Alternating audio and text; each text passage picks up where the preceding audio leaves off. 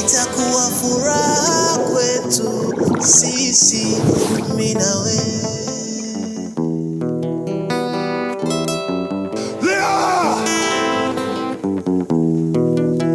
Nakupenda mpenzi, takujali.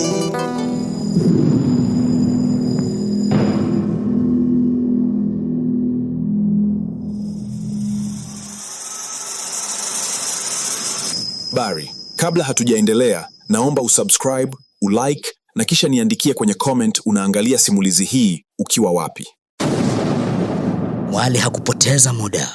Kwa haraka alimuua baba Silena, na maisha ya mfalme huyo wa Zilinda ikabaki kuwa historia.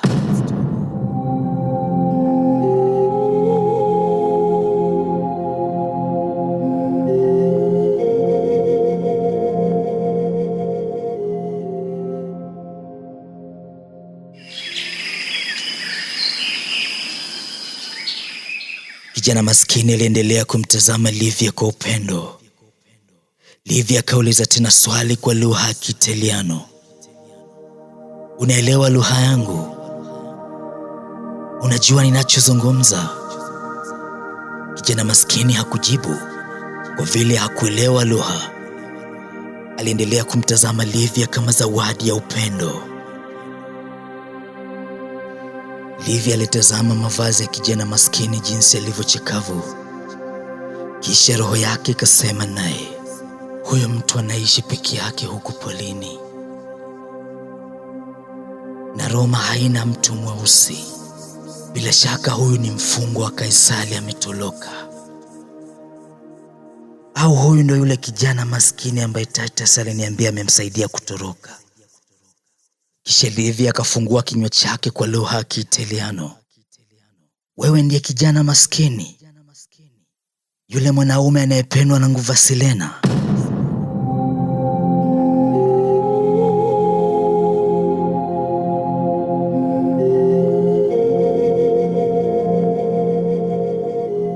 Kijana maskini hakuelewa maneno hayo, lakini alisikia jina moja tu, Silena. Akajua fika anaulizwa kuhusu Silena. Kijana maskini akatingisha kichwa kukataa, maana tayari alikwisha hapa hataki tena mtu kumuuliza kuhusu penzi la nguva na kijana maskini. Lugha ya kijana maskini haikuingia kwenye kichwa cha Livia, lakini alielewa kuwa kijana huyo amekataa yeye sio kijana maskini, na sasa anamkaribisha maji ya dafu. Livia alitazama maji hayo kwa tamaa, kwa vile alikuwa na kiu kikali sana. Livia aliyapokea maji hayo kutoka kwa kijana maskini, kisha akayanusa. Akakutana na harufu tamu ya nazi. Livia alianza kuyanywa maji hayo kwa pupa. Maji yalikuwa matamu sana yaliyogusa moyo wake. Kijana maskini alisimama kimya, akiendelea kumtazama Livia kama mtu anayeshuhudia mti wa maua unaochanua baada ya miaka mingi ya ukame. Kijana maskini hakujua maneno ya kumwambia Livia, lakini macho yake yalisema, nataka usahau kabisa kuhusu kujiua, na hakika kama utakubali kuwa wangu, nitamsahau Silena.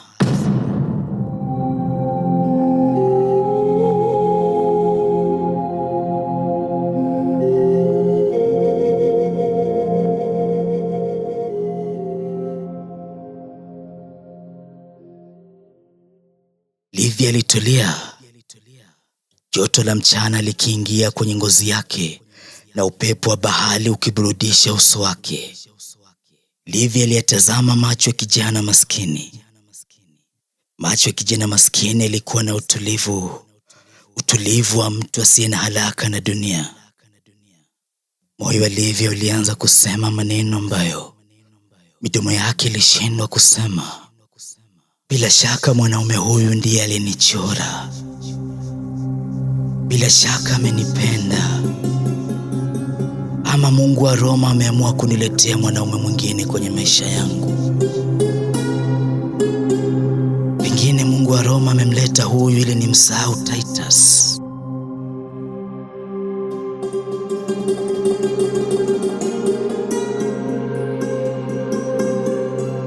Na ndio maana amemtumia kuniokoa na kifo cha maji, ili upendo huu mpya uzaliwe. Labda hatima yangu haipo kwa Titus, labda ipo hapa kwa mwanaume mwenye rangi tofauti na yangu, mwanaume ambaye haniambia ananipenda, bali ananipatia upendo kwa matendo. Ikiwa ni kweli wewe umeletwa na Mungu wa Roma kwenye maisha yangu, basi ni sawa. Nimekubali moyo wangu uanze upya, kisha nimsahau Titus polepole. Nakupenda mpenzi, takujali, takuenzi, tujaze dunia, kwani hiyo ndo mipango yake Muumba Baba.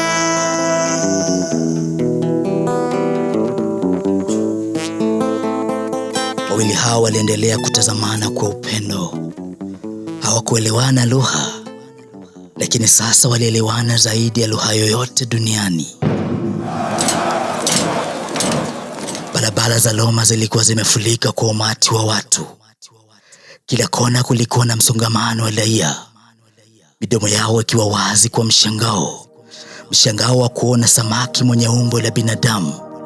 Katikati ya barabara hiyo, msafara ulitembea taratibu.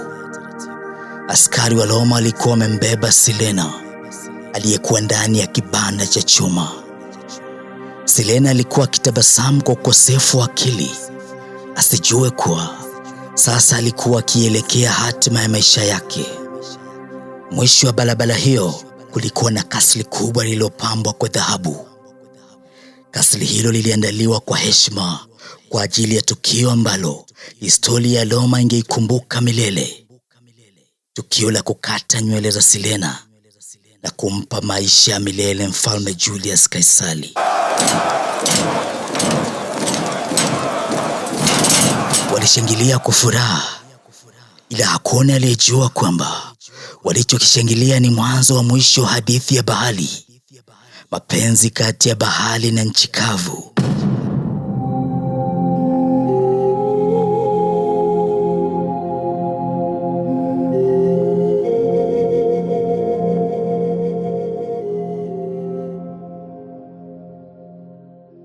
Katikati ya wingu hilo la furaha ya umati, alisimama bibi mmoja mzee aliyekuwa tofauti na wote. Hakutoa sauti wala hakupiga kelele, hakutikisa kichwa wala hakupiga makofi kama wengine. Bibi huyo alikuwa akimwangalia Silena kwa macho ya mtu mwenye siri kubwa moyoni, siri ambayo Kaisari na askari wa Roma hawakuijua.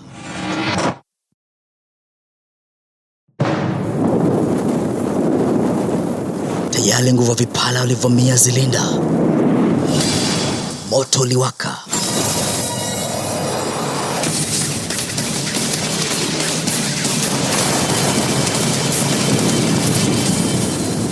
Kwa dakika chache tu, ngome ya Zilinda ikatekwa. Maelfu ya nguvu wa Zilinda waliuawa kwa mikono ya Zagamba. Wajuju,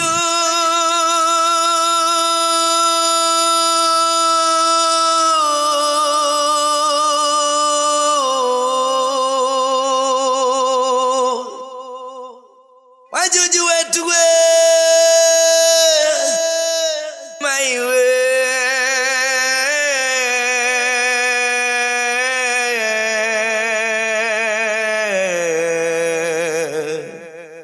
Lakini kwa hakika Zilinda haikuangushwa kwa sababu ya udhaifu, bali kwa sababu ilinyang'anywa roho yake. Na bila roho hiyo, hata maji yenyewe ya Zilinda hayakuweza kujilinda. Na roho hiyo alikuwa nguvu ya Silena.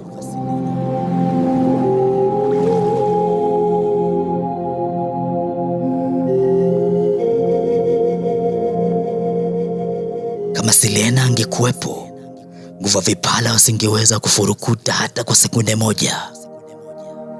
Lakini sasa mwili wake ulishaangukia mikononi mwa watesi, na nguvu zake zilimalizwa na mishale ya kichawi ya Kirumi. Zelinda ilikuwa kama mtoto mdogo asiye na mama, mwenye machozi bila mtu wa kumfuta.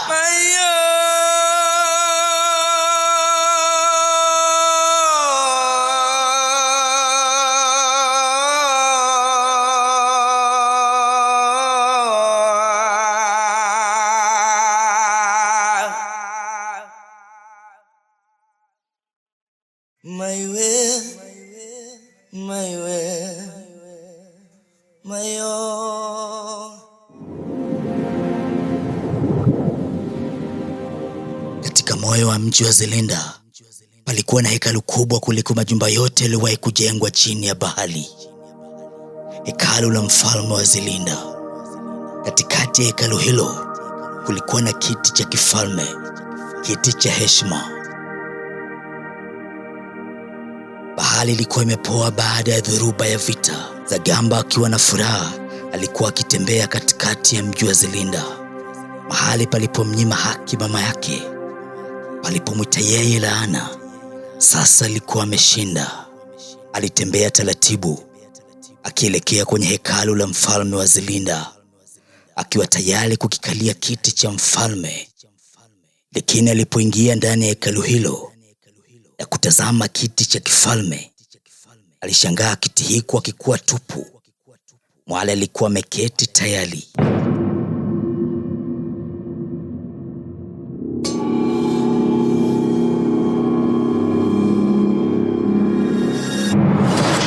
Mwale, toka haraka kwenye hicho kiti. Mimi ndio ninapaswa kukaa hapo. Mwale hakutoka, hakutikisika. Alibaki juu ya kiti, akimtazama Zagamba kwa tabasamu laini, tabasamu la mtu ambaye alikuwa akisubiri kwa miaka mingi siku kama ya leo ifike. Kisha Mwale akasema, kabla sijakupisha kukalia kiti hiki, kuna kitu kimoja nataka kukuambia. Zagamba alikunja uso, akitoa pumzi ya hasira. Sina muda wa maneno Mwale, toka kwenye kiti hiko haraka. Zagamba, upaswi kunipuuza na kuacha kunisikiliza, maana kuna ukweli mmoja mkubwa sana unapaswa kujua, ukweli ambao nimeuficha kwa miaka mingi sana.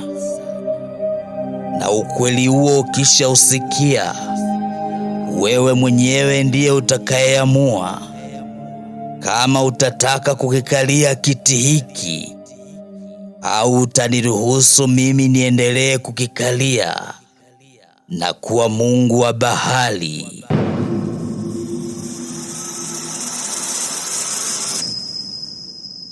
Habari, huu ndio mwisho wa episode hii. Karibu kutazama episode inayofuata.